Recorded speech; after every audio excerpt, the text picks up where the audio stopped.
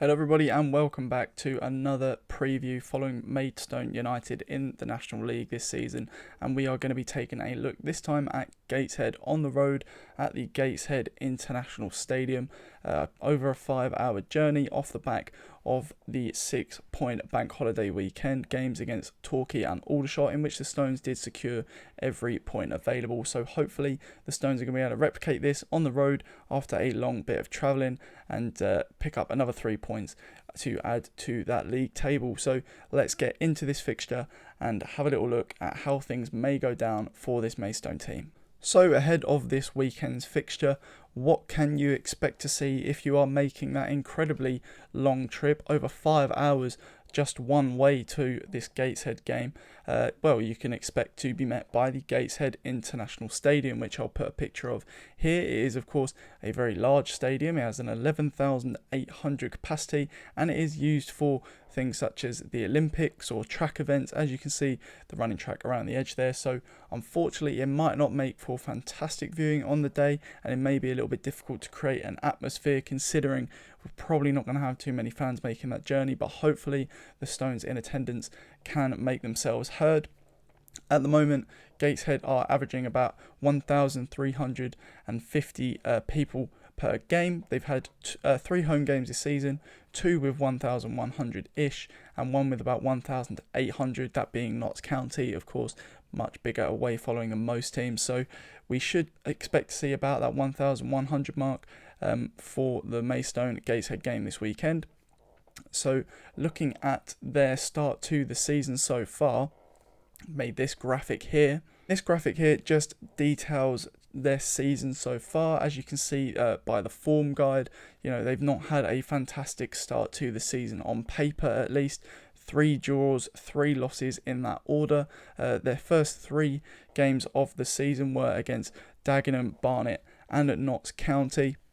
Away, home and home, 3 draws, and then they have played Dorking, Wealdstone and Wrexham, and there's away, home and away. So again, it's not looked great for them in the start of the season. Recent weeks, of course, it has been very poor at times from them, but if you do break down the teams that they're playing, as you can see, I've listed them there. It is a lot of big teams. They played 4 out of the current top 5. They played Dagenham, who are in 12th, and they played Dorking, who, as we know, did beat us 4-2. They lost 2-1. They lost 3-1 to Wrexham, where we lost 5-0. And I have watched back the highlights from that Wrexham game, and they conceded 1 unfortunate own goal and 2 massive deflections. So, they've not had much luck really in terms of the season so far. I did listen to a Gateshead fan podcast in which they said that they haven't actually played any teams this season that have particularly troubled them in games. They've been quite unfortunate. There's no one they've particularly been scared of whilst playing them. And you think with a record like that, that would be something you'd avoid saying. But, that's just what Gateshead fans have been saying from what I've seen anyway. So they're probably going to look at Maidstone and think, well, this is our first big chance to get 3 points. Looking at their goal scoring record, they've scored 7 goals this season, conceded 11. And if you look at where they concede the majority of their goals, 8 of their goals this season have been conceded in the first half. And that is quite a worrying sign for them. They concede very, very often in the first half, but they have scored a few in the first half as well. They were 2-0 up at Dagenham on the opening day. So it is very difficult to be able to pin down how this game is going to go. They do seem to grow into games in the second half a little bit more, only conceding 3 goals in second halves this season. But they have conceded a couple late goals as well, 88th minute, 90th minute, and these are, areas of the game in which Maidstone seem to excel. Maidstone did score, I think, 23 of their 85 goals last season in the last 15 minutes of the game. So, are Maidstone going to be able to counteract this slight pickup that Gateshead have in their games in the latter stages? Well, we will find out on the weekend, and hopefully we can start off quite quickly, take advantage of this lacklustre first half that they seem to have in the majority of their games so far this season. Hopefully we can pick up an early goal and then just pile on the pressure even more in the second half and keep them overwhelmed. But looking back at their highlights, they do play some good football. They create a lot of chances. I think from the stats that I found online, they actually had more shots and more shots on target against Wrexham than Wrexham did against them. So, they are a team that can create chances. They do miss a lot of them, which, of course, is good for us. But we saw against Aldershot, Aldershot created quite a few chances against us. Torquay as well also created quite a few good opportunities against us, in which Yusuf Mersin was called into action. So it's going to be tough to see how Maidstone deal with this high number of chances. Hopefully Mersin has another good game. He's had a good couple games in a row now. Of course, that clean sheet versus Torquay and a very good game against Aldershot. Unfortunately, couldn't save that worldie of a shot from Amaluza, but that is what it is. You're going to struggle to find any keeper that will get to that shot. So looking at this Gateshead team, they've got a few players who have got a couple goals this season. They've got Blackett up front, who has 2 goals, and Campbell, who has 3 goals. Allen and Bailey have also scored 1 each, so that's equaling their 7 goals this season there. And they've got Story as well in defence, who has conceded an own goal this season, but he's also picked up a red card, and he has played 5 of their 6 games so far this season. He hasn't played every minute, of course, because he did get sent off, but he is someone who's featured quite a lot for them, and he did pick up a red card, which means he's not going to feature in this game, I do believe. So we'll see how that goes for them, what sort of defensive reshuffle they might have to have.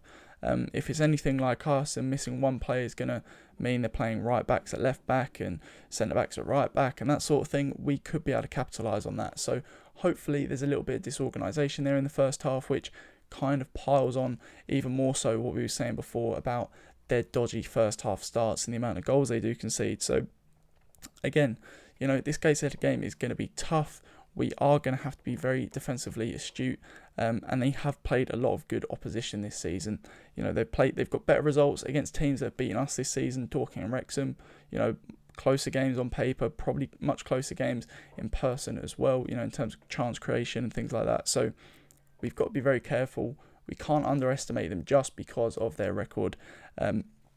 So let's take a little look at my predicted lineup for the game, as you can see on the screen now. My predicted lineup for the game is going to follow very closely what we've seen in the last few games. We're going to have Yusuf Mersin in goal. I think he's going to have to do something pretty poor in order to be dropped from this team after some very good recent performances this season. We're going to then have Gavin Hoyt at left back again. Still waiting on JBW to come back. Unfortunately, that's not going to be for a while, so Gav will stay at left back for me. We're then going to have Joe Alol, who else, at centre back, because he's just fantastic. Another great game against Aldershot. And then we're going to have Cody Leons Foster at centre back for me. I was torn between Cooley and Leons Foster. There was a statistic that actually came out during the week that Jack Cooley has won the most second balls in the division this season with 50. That's very good. That's a very good statistic. We have at times looked a little bit slow at winning these second balls, so to know he's winning that many is great. But for me, I'm looking at the Torquay game. Jack Cooley was dropped for that game. Cody Leons Foster came straight into the side. Did have a bit of a ropey start, but it's the first game in. Maybe not up to speed. So of course, a lot of fans as well. It's going to be quite a nervous game for him. And I do believe the only reason he couldn't play or didn't play versus Aldershot is that he couldn't play. I think Hack probably would have started him again just to get that consistency up. So I think we might see him come back in for this game.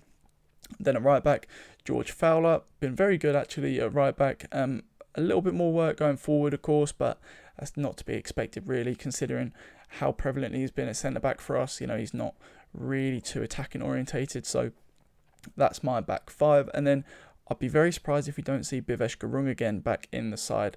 2 great performances really against Torquay at home and Aldershot away, and to just be dropped in at the deep end like that, a crucial point already in the season really, where there is a bit of discontent from fans about how we're losing games, the style and the manner that we're doing it in. And this was a weekend where a lot of fans were going, 6 points here is definitely achievable, and we managed to get that. And someone who played a very instrumental role in that was Bhivesh Gurung against Torquay, all over the place in a good way, covering lots of grass, getting stuck in, helping carry up the ball. It's very, very good from someone so young and who has got that lack of experience in the first team. And then against Aldershot, exactly the same as Torquay, but this time even more stuck in, and this time picked up a goal as well. You know, bombing forward, doing that little Sam Corn run into the box to be there on the end of a Christy Patterson cross. You know, props to Bivesh, local lad. So it's good to see him getting himself a goal there, and I'll be very surprised if he doesn't start against Gateshead as well. And then Regan Booty and Sam Corn are going to accompany him in the midfield for me. Of course, our two best midfielders, our two most experienced midfielders, so they'll be going in there for me. Then back on the right, I think we're going to see Christy Patterson again. 2 assists against Aldershot, decent performance against Torquay. I think he's just got to start. Jack Barham, of course, picked up a goal against Aldershot as well. He'll be starting for me as well in this game. And then on the left, I did read during the week that apparently Rory Deacon had a very light issue with his hamstring. So hopefully he's going to be back for this game and was just rested for Aldershot, just so he is going to be fit for Gateshead away. So for me, he's going out on the left. If Deacon's still not fit, I think we'll see Josh Farwell back in the team again. Pretty good against Aldershot for me. I think he should have had a penalty, but he's very quick, very dynamic, and he's quite a driven player as well. You know, he's hungry, just come into this team looking to prove himself. You know, he's come from abroad, America. It's not quite worked out from here in England, so he is going to be looking to prove himself whilst he tries to establish himself in that first team spot. So that is going to be my predicted 11 for this game. And hopefully we are going to be able to secure the 3 points. I am going to go with a 2-2 draw. I do think we're going to concede a couple goals just because of, you know, that kind of defensive communication we've seen in recent weeks as well, and the amount of chances that Gateshead create. You know, on paper, it's a significant amount more than you would expect looking at their output and their results. They do just miss their chances quite a lot, so hopefully we can ride on that a little bit, and I'll be very surprised if we don't pick up a couple of goals as well. You know, we saw the attacking prowess this team has against Aldershot. You know, 3 goals in about 5 or 6 minutes, absolutely exceptional. And all it takes is that, again, another good 5 to 10 minute period where we can pick up a goal or two, and I think that's what's going to happen. I think first half we'll probably score, you know, take advantage of their seeming lack of organisation with the amount of goals they concede early on. And then when it gets towards the end of the game, we'll do what Maidstone do and probably score another goal. But I think during that time, I would not be surprised if we did concede a couple, maybe go behind, and then just show our mentality to come back into it. So yeah, 2-2 is going to be my final prediction. I am hopeful for a win though. I'm just a little bit pessimistic as per. So hopefully we do pick up the 3 points. Hopefully next week we'll be looking back on this game and assessing a good, well-fought victory. So thank you all for watching. Hopefully you did enjoy the video and the new graphics I put together, and I'll catch you in the next one.